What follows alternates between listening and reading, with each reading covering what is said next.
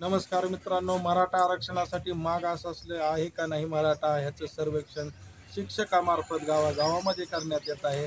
आपल्या गावामध्ये आज मराठा आरक्षणाचं सर्वेक्षण चालू आहे। त्यामध्ये असंख्य प्रश्न आहेत।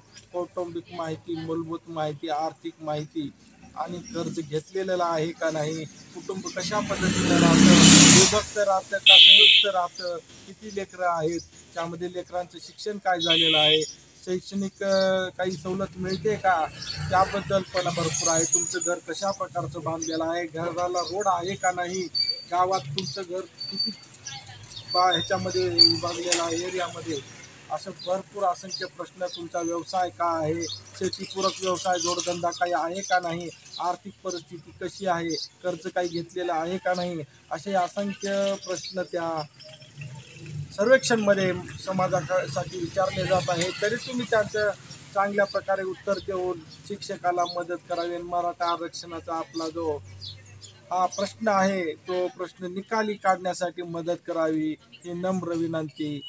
धन्यवाद। तुमचा शेतीपूरक काही व्यवसाय आहे का?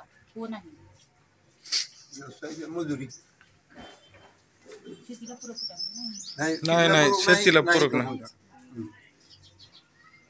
पिके लागवड, सध्या तुम्ही कोणत्या मुख्य पिकाची लागवड करत आहात?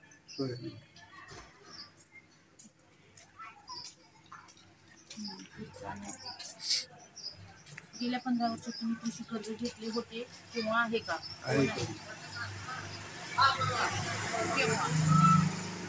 कर्ज किती आहे? कधी घेतलं होतं? कर्ज 20,000। मॅडम तिकडे गेला कोण? हा गेले खाली गेला गेलं जा